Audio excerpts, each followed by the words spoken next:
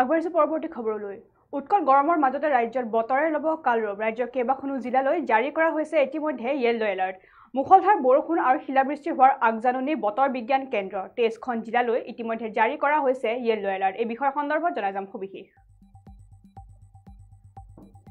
উৎকট গৰমৰ মাজতে ৰাজ্যত বতৰে ল'ব কালৰূপ ৰাজ্যৰ কেইবাখনো জিলালৈ জাৰি কৰা হৈছে য়েলো এলাৰ্ট মুখলধাৰ বৰষুণ আৰু শিলাবৃষ্টি হোৱাৰ আগজাননী বতৰ বিজ্ঞান কেন্দ্ৰৰ 23খন জিলালৈ য়েলো এলাৰ্ট জাৰি বতৰ বিজ্ঞান কেন্দ্ৰৰ কামৰূপ মহানগৰ মৰিগাঁও নগাঁও শোণিতপুৰত জাৰি এলাৰ্ট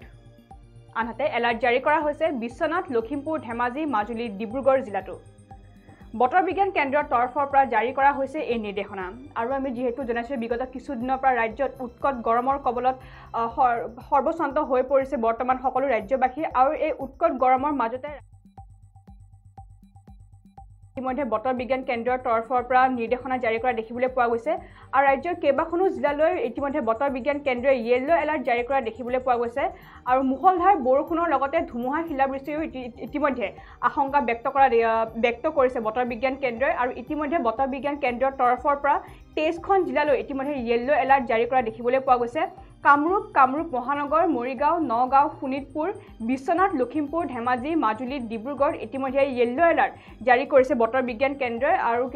বতৰ বিজ্ঞান কেন্দ্ৰৰ তৰফৰ পৰা এই নিৰ্দেশনা জাৰি কৰা দেখিবলৈ পোৱা গৈছে ৰাজ্যত মুখলধাৰ এইকেইখন জিলাত অৰ্থাৎ 23খন জিলাত যেহেতু য়েলো এলাৰ্ট জাৰি কৰিছে বতৰ বিজ্ঞান কেন্দ্ৰই মুখলধাৰ বৰষুণৰ লগতে শিলাবৃষ্টি আৰু ধুমুহাৰো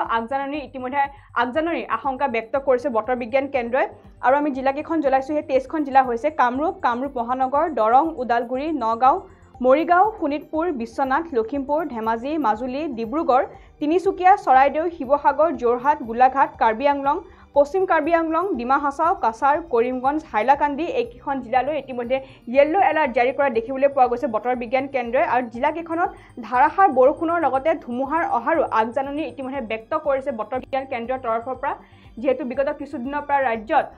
উৎকট গৰমৰ কবলত বৰ্তমান সৰ্বশান্ত হৈ পৰিছে সৰ্বসাধাৰণ আৰু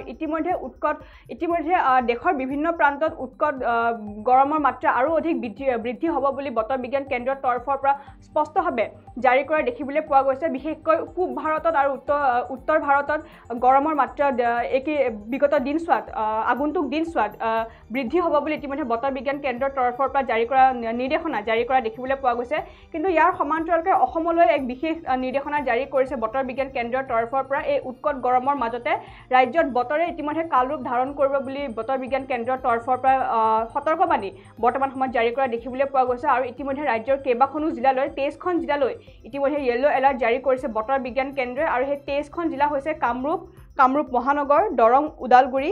নগাঁও মৰিগাঁও শোণিতপুৰ বিশ্বনাথ লখিমপুৰ ধেমাজি মাজুলী ডিব্ৰুগড় তিনিচুকীয়া চৰাইদেউ শিৱসাগৰ যোৰহাট গোলাঘাট কাৰ্বি আংলং পশ্চিম কাৰ্বি আংলং ডিমা হাছাও কাছাৰ কৰিমগঞ্জ হাইলাকান্দি মুঠ এইকেইখন জিলালৈ বতৰ বিজ্ঞান কেন্দ্ৰৰ তৰফৰ পৰা য়েলো এলাৰ্ট জাৰি কৰা দেখিবলৈ পোৱা গৈছে আৰু